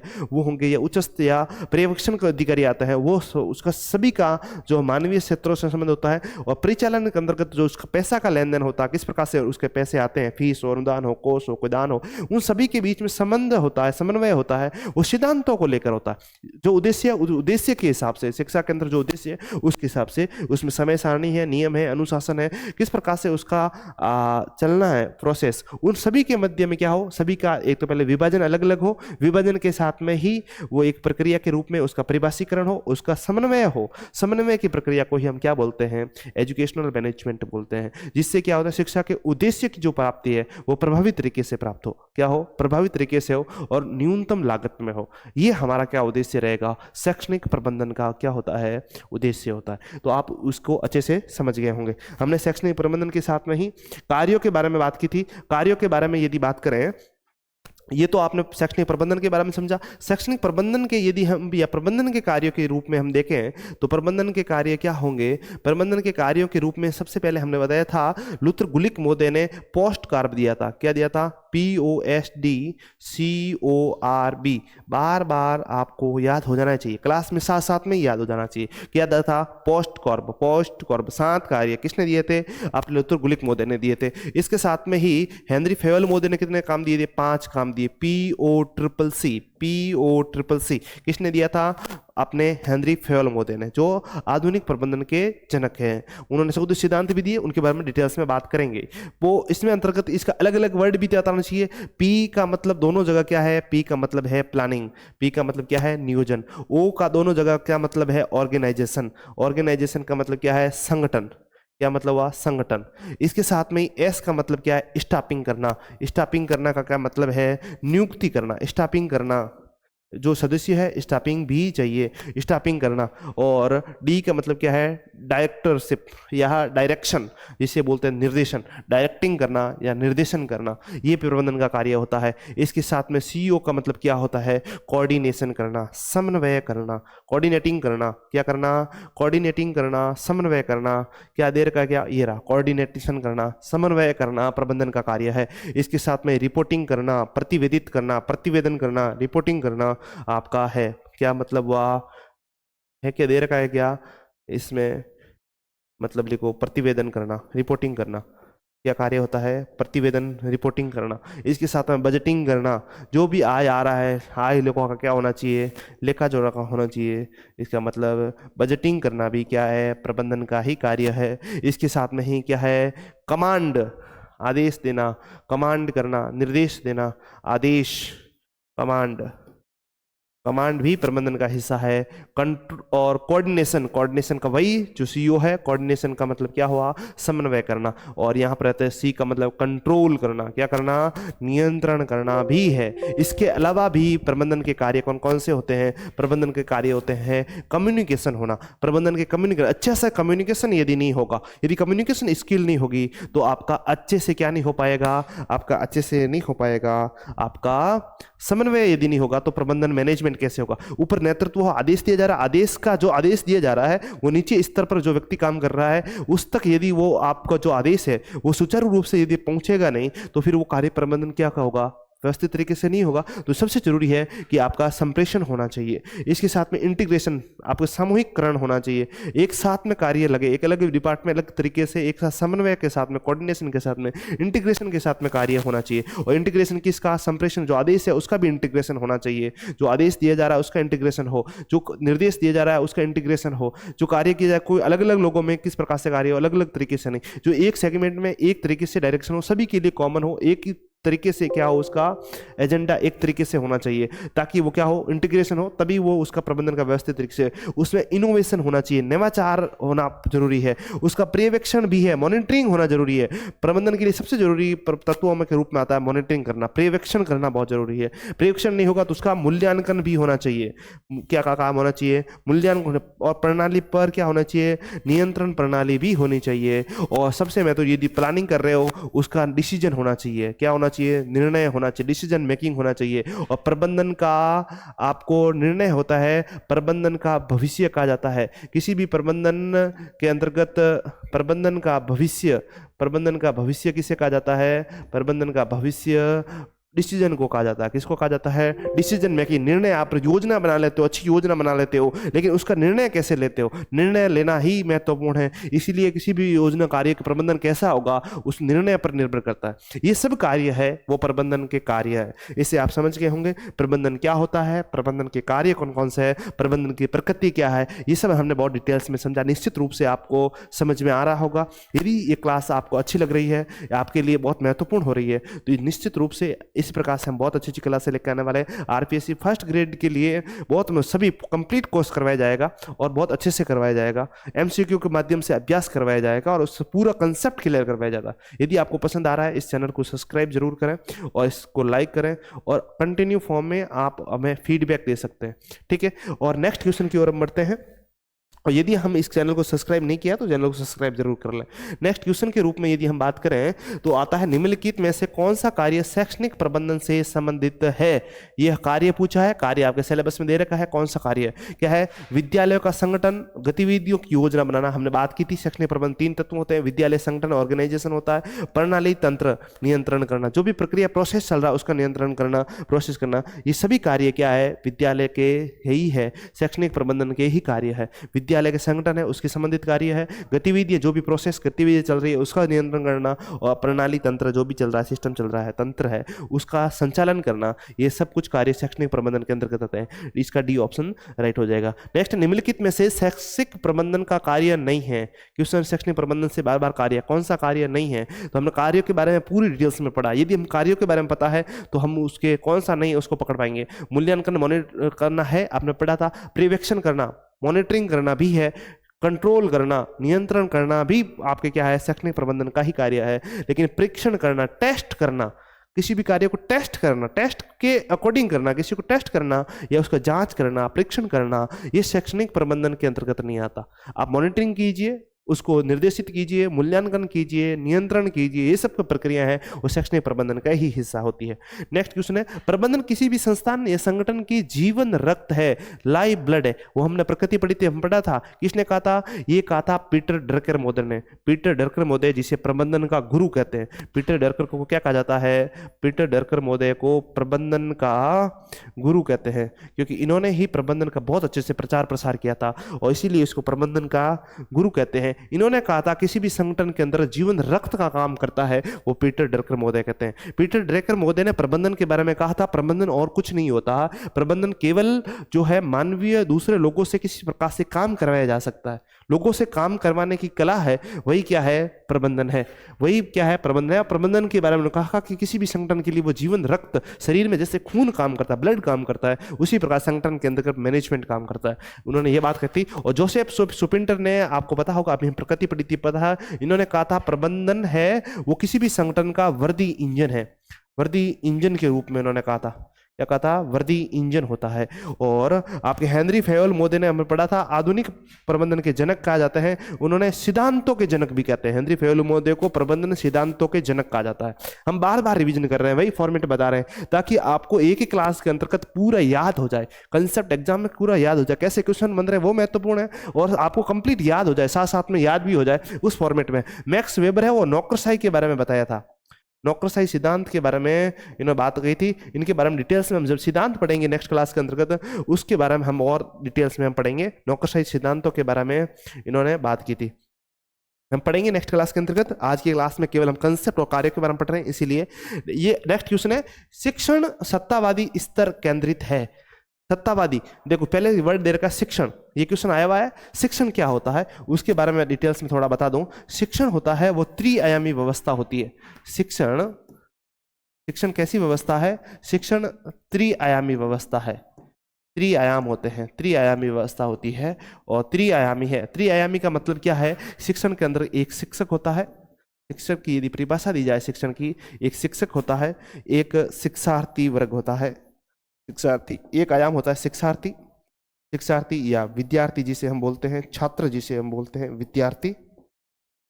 और इन दोनों के मध्य में जो वार्तालाप होता है उसे क्या कहा जाता है, किसके बारे में वार्तालाप होता है, वो होता है आपका करिकुलम्स। पाठ्यक्रम को लेकर चर्चा होती है। पाठ्यक्रम को लेकर जो आपका चर्चाएं होती है, शिक्षक और शिक्षार्थियों के मध्य में जो पाठ्यक्रम को लेकर आपका वार्तालाप होती है, उन्हीं को ही हम क्या कहते हैं, शिक्षण कहते हैं। क्या कहते हैं, शिक्षण कहते हैं। शिक्षण की यदि परिभाषा लिखनी हो तो लिख सकते हैं, शिक्षण त्रिआयामी पक्ष होता है जिसमें शिक्षक, शिक्षार्थी और पाठ्यक्रम। शिक्षक और शिक्षार्थी होते हैं, पाठ्यक्रम को लेकर जो चर्चा करते हैं उसको हम क्या कहते हैं, शिक्षण कहते हैं। और शिक्षण जब शिक्षक केंद्रित हो, शिक्षण कब हो, शिक्षण शिक्षक केंद्रित होता है जब शिक्षक केंद्रित हो। शिक्षक अपनी मन मर्जी के हिसाब से ही क्या करे, शिक्षण व्यवस्था को आगे सुचारू करे। शिक्षक केंद्रित हो, शिक्षक अपने मन मर्जी के हिसाब से शिक्षण व्यवस्था को आगे बढ़ाए तो उसे हम क्या बोलते हैं, शिक्षक केंद्रित व्यवस्था बोलते हैं। और शिक्षक केंद्रित व्यवस्था के अंतर्गत शिक्षण कैसा कहलाता है, सत्तावादी कहलाता है। क्या कहलाता है, सत्तावादी, मतलब सेंटर ओरिएंटेड कहलाता है, सत्तावादी कहलाता है। और शिक्षण व्यवस्था जब शिक्षार्थी को ध्यान में रखते हुए शिक्षार्थी केंद्रित हो, विद्यार्थियों की डिमांड के हिसाब से, विद्यार्थियों का लेवल क्या है, विद्यालयों का स्तर क्या है, विद्यालय क्या पढ़ा रहे हैं, क्या उस स्तर पर पढ़ पा रहे हैं या नहीं। यदि शिक्षण व्यवस्था है जो पाठ्यक्रम के लेकर जिस विषय में चर्चा की जा रही है, पाठ्यक्रम चर्चा शिक्षक अपने हिसाब से अपने केंद्रित, अपने ओरिएंटेड कर रहा है तो वो सत्तावादी केंद्रित कहलाएगा। और शिक्षक जब अपने शिक्षार्थियों को ध्यान में रखते हुए, विद्यार्थियों के स्तर को ध्यान में रखते हुए, विद्यार्थी की भाषा लेवल को ध्यान में रखते हुए, विद्यार्थियों की समझ के स्तर को ध्यान में रखते हुए पाठ्यक्रम के विषय में चर्चा करता है तो उसे शिक्षा केंद्रित को हम क्या कहते हैं, बाल केंद्रित कहते हैं। क्या कहते हैं, बाल केंद्रित शिक्षण कहते हैं। कैसी शिक्षण कहते हैं, शिशु केंद्रित, बाल केंद्रित शिक्षण व्यवस्था कहते हैं। तो यहां पूछा शिक्षण सत्तावादी स्तर केंद्रित है। शिक्षा सत्तावादी स्तर केंद्रित कब होता है, जब शिक्षा कैसी हो, शिक्षक केंद्रित हो। इसमें क्या दे रखा है, शिक्षक केंद्रित होती है। तब शिशु केंद्रित होती है तो बाल केंद्रित होता है, तो शिक्षार्थी को ध्यान में रखकर किया जाता है। शिक्षण सत्तावादी केंद्र जब होता है जब शिक्षक के केंद्र में हो, क्या हो, शिक्षण केंद्रित हो। बाकी वाले ऑप्शन नहीं आते हैं, दोनों ऑप्शन नहीं आते, इसलिए नहीं आते हैं क्योंकि जब शिक्षण व्यवस्था की बात की जा रही है, शिक्षण व्यवस्था त्रिआयामी पक्ष होता है, शिक्षक होता है, शिक्षार्थी होता है और उसके मध्य में पाठ्यक्रम होता है। निश्चित रूप से आपको समझ में आ गया होगा, ये क्वेश्चन आया हुआ क्वेश्चन है। नेक्स्ट क्वेश्चन है, निम्नलिखित का मिलान कीजिए।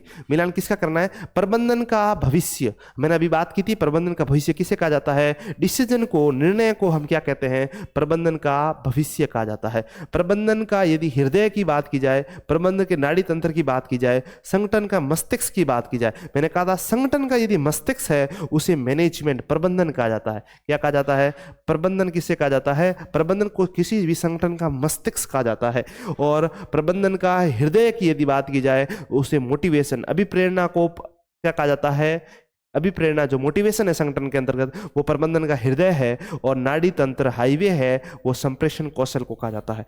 जो शरीर के अंतर्गत नाड़ियां चलती है, हाईवे है, रोडवेज है, सड़क जिसे बोलते हैं हाईवे बोला जाता है, वो होता है आपका संप्रेषण कौशल। कम्युनिकेशन स्किल कितना है, किसी भी संगठन में आपस में कम्युनिकेशन गैप तो नहीं है, कम्युनिकेशन फॉरवर्ड तरीके से हो रहा है या नहीं हो रहा है, आपस में पूरा तंत्र चलाने के लिए क्या चाहिए, अच्छा कम्युनिकेशन होना जरूरी है, उसमें मोटिवेशन होना जरूरी है। मोटिवेशन को प्रबंधन का हृदय कहा जाता है, और प्रबंधन का नाड़ी तंत्र है उसे संप्रेषण कौशल को कहा जाता है, और प्रबंधन का मस्तिष्क है उसको, वो संगठन का मस्तिष्क है उसे प्रबंधन को कहा जाता है, और प्रबंधन का भविष्य है वो किसे कहा जाता है, वो निर्णय प्रक्रिया को कहा जाता है। तो आपका राइट आंसर क्या हो जाएगा, 4 3 2 1, पहला ही ऑप्शन दे रखा है 4 3 2 1, तो आपका पहला ऑप्शन राइट हो जाएगा। नेक्स्ट क्वेश्चन है, प्रबंधन की वैज्ञानिक प्रबंधन की विचारधाराएं। हम विचारधाराओं के बारे में, सिद्धांतों के बारे में पढ़ेंगे ही, लेकिन प्रबंधन का वैज्ञानिक विचारधारा है वो आपके एफ डब्ल्यू टेलर महोदय ने दिया था।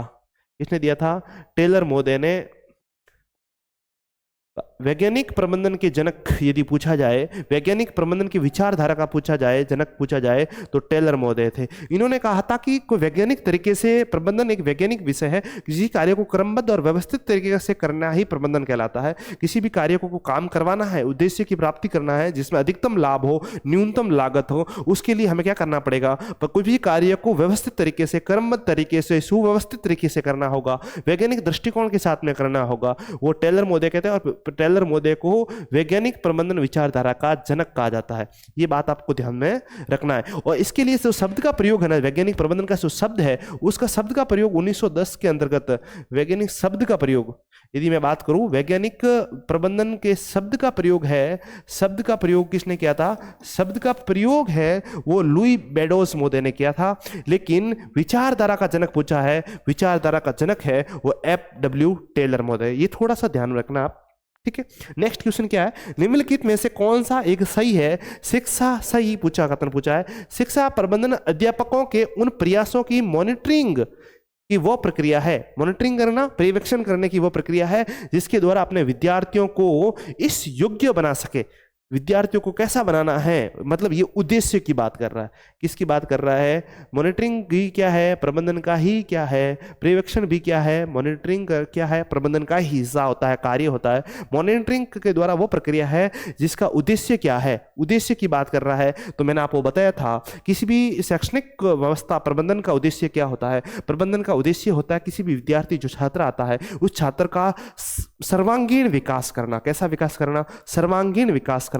सर्वांगीण का मतलब क्या है, उसके शारीरिक रूप से विकास हो, मानसिक रूप से विकास हो, भावनात्मक रूप से विकास हो, आध्यात्मिक रूप से विकास हो। उसके अंतर्गत आपके मानसिक विकास के अंतर्गत उसमें तर्कशीलता, विचारों डेवलपमेंट करने की व्यवस्था हो, आपके मैथमेटिक्स से साइंस का डेवलपमेंट हो, साइंटिफिक टेम्परामेंट का डेवलपमेंट हो, वो सब कुछ प्रक्रिया होती है, शिक्षा का ही आपका उद्देश्य होते हैं। यहाँ पूछा है जीवन के अच्छा व्यवसाय स्तर खड़ा करना, आर्थिक रूप से सशक्त करना, व्यवसाय खड़ा कर इस स्तर को प्राप्त कर सके। निश्चित रूप से विद्यार्थी का वो योगदान होता ही है, शिक्षा का उद्देश्य मॉनिटर होता है। अच्छे अंक मिले और अच्छी ग्रेड से परीक्षा सफल हो, ये भी उद्देश्य रहता है। शिक्षा मॉनिटरिंग करता है, अच्छे ग्रेड नंबर लेकर आए, ताकि वो उसका जांच का होता है कि विद्यार्थी उसका कैसे शिक्षा ग्रहण किया, उसका जांच हो, उसका मूल्यांकन होता है, तभी तो पता चलेगा। वो भी सही है, ज्ञान प्राप्त कर सके और उन्हें पूर्व में प्राप्त, जो उससे पहले ज्ञान नहीं था वही तो ज्ञान प्राप्त करता है, ये भी एक तरीका हो सकता है। लेकिन वो देश का उपयोगी नागरिक बन सके, ये बात है वो सबसे गंभीर और भारी बात कही है, देश का उपयोगी नागरिक हो। तो जो विद्यार्थी का सर्वांगीण विकास किसके लिए चाहिए, एक देश के लिए उपयोगी नागरिक बने, इसीलिए तो चाहिए, क्या होना चाहिए, विद्यार्थी का विकास किया जाता है। शिक्षण का उद्देश्य ये होता है, देश का एक ऐसा उपयोगी नागरिक बने जिसका सर्वांगीण विकास हो रखा हो, क्या हो, सर्वांगीण विकास हो, ताकि वो देश के लिए क्या हो, उपयोगी नागरिक बन सके। ये इस बात में बहुत ज्यादा वजन है, चार ऑप्शन में से ज्यादा वो वाले है, वो सहायक के रूप में है, और ये बात आ गई वो बहुत महत्वपूर्ण है। शिक्षा का अल्टीमेट उद्देश्य ही क्या है, उपयोगी नागरिक बन सके। तो ऐसे आपको पॉइंटिंग के साथ में किसका वजन ज्यादा है, किस बात स्टेटमेंट में उसको ज्यादा मतलब कारगर साबित हो रहा है, कौन सा स्टेटमेंट सबसे ज्यादा उस प्रश्न के लिए उपयोगी साबित हो रहा है, इसलिए उसके चारों ऑप्शंस को पढ़ना और चारों ऑप्शंस को उस जो बेहतर हो उस ऑप्शन को क्लिक करना। ऊपर वाले ऑप्शन को गलत नहीं है, ऐसा नहीं है कि शिक्षा के अंतर्गत मॉनिटरिंग करने की प्रक्रिया के द्वारा विद्यार्थियों के अंदर योग्य बनाने, सबको देखोगे सभी महत्वपूर्ण ही है, लेकिन सबसे ज्यादा उपयोगी देखा जाए उपयोगी नागरिक बनाना, वो अल्टीमेट टारगेट होता है, इसीलिए इसका ऑप्शन राइट क्या हो जाएगा, डी ऑप्शन हो जाएगा। नेक्स्ट क्वेश्चन, हेनरी फ्योलमैन ने POCCC सिद्धांत में ओ से क्या तात्पर्य है? क्या पूछा है? ट्रिपल। मैंने अभी बात कर दी, फेलोमोदे आधुनिक प्रबंधन के जनक कहा जाता है, इस सिद्धांतों का प्रबंधन सिद्धांतों के जनक कहा जाता है। इन्हें POCCC 5 कार्य दिए थे, उसके अंदर अलग अलग मतलब प्लानिंग, ऑर्गेनाइजेशन, आपका कमांड, कोऑर्डिनेशन एंड कंट्रोल, ये इसके बारे में हमने डिटेल्स में चर्चा कर ली है। इसमें यहाँ पर ओ का पूछा है, ओ का मतलब होता है ऑर्गेनाइजेशन यानी संगठन, इसका राइट आंसर हो जाएगा बी। तो इस प्रकार से हम अब क्वेश्चन को बहुत अच्छे से कर सकते हैं। इस प्रकार से आज की क्लास के अंतर्गत हमने किसके बारे में बात की है? आज की क्लास में हम शैक्षणिक प्रबंधन के संकल्पना, कंसेप्ट और उसके कार्यों के बारे में बात की है। हमने शैक्षणिक प्रबंधन को समझा, शैक्षणिक प्रबंधन क्या होता है, उसकी प्रकृति क्या क्या है, उनकी क्या विशेषताएं हैं, उसके कौन कौन से कार्य है, उसके महत्वपूर्ण जो फैक्ट है, तथ्य है, जैसे पोस्टकॉर्प जिसने लुथर गुलिक महोदय की बात की थी, हेनरी फ्योल महोदय की बात की थी। इस तरीके से जो जो क्वेश्चंस एग्जाम्स में आए हैं, उस एग्जाम्स के साथ में और कैसे कैसे क्वेश्चंस बन सकते हैं, उस कंसेप्ट को भी हमने बहुत अच्छे से पढ़ा है, चर्चा की। निश्चित रूप से ये क्लास आपके लिए बहुत महत्वपूर्ण होगी, क्योंकि RPSC फर्स्ट ग्रेड सभी पेपर्स, जो सेकंड पेपर आप किसी भी सब्जेक्ट से है, वो सभी के लिए फर्स्ट पेपर के अंदर कॉमन होता है, और कॉमन पेपर के अंतर्गत जो आपका 40% का जो क्राइटेरिया है, वो उस दृष्टिकोण के साथ में जो आपके 10-15 क्वेश्चन जो शैक्षणिक मैनेजमेंट से आते हैं, वो सबसे महत्वपूर्ण होते हैं और बहुत इजी तरीके से, यदि थोड़ा सा संकल्पना कंसेप्ट के साथ में पढ़ा जाए, वो बहुत अच्छे से क्वेश्चन किए जा सकते हैं। और आप सब जानते हैं कि क्वेश्चन के क्या महत्वपूर्ण योगदान होता है। जहां फर्स्ट ग्रेड के लिए बहुत कम सीटें आई है, उसमें एक एक मार्क्स कितना महत्वपूर्ण होता है। इसलिए बहुत अच्छे से कंसेप्ट के साथ में यदि तैयारी करना चाहते हैं, वो जिस तरीके से हमें अभी मैंने पढ़ा है, निश्चित रूप से केवल आपको क्वेश्चन, पुराने क्वेश्चन का रिविजन ही नहीं हुआ है, उस क्वेश्चन के साथ में उस कंसेप्ट को बहुत अच्छे से आपने समझ लिया होगा और साथ साथ क्लास के अंतर्गत याद भी हो गया होगा। निश्चित रूप से यदि आपको ये क्लास पसंद आई है, इस क्लास को लाइक करना है, अभी तक इस चैनल को सब्सक्राइब नहीं किया है, इस चैनल को सब्सक्राइब करना है तथा आप सभी परीक्षार्थियों के साथ में इसको शेयर करना है। और यदि आपको लगता है कुछ सुझाव देना चाहते हैं, निश्चित रूप से इस चैनल में आप फीडबैक दे सकते हैं, और हम इसका नंबर भी इसके साथ में, मोबाइल नंबर, कॉन्टैक्ट नंबर है, वो भी हम उसके डिस्क्रिप्शन बॉक्स में हम उसको साझा कर लेंगे आपके साथ में। उसके साथ में भी आप व्हाट्सएप मैसेज के थ्रू भी, टेलीग्राम चैनल के माध्यम से, और या फिर आप इसमें आप फीडबैक के माध्यम से, कमेंट के माध्यम से भी आप फीडबैक दे सकते हैं। तो आप सभी का पुनः एक बार बहुत बहुत धन्यवाद। इस चैनल को यदि अभी तक आपने सब्सक्राइब नहीं किया है तो सब्सक्राइब कर लीजिए, जिससे आपके आगे आने वाली क्लासें निश्चित रूप से आप तक मैसेज आ जाए। धन्यवाद।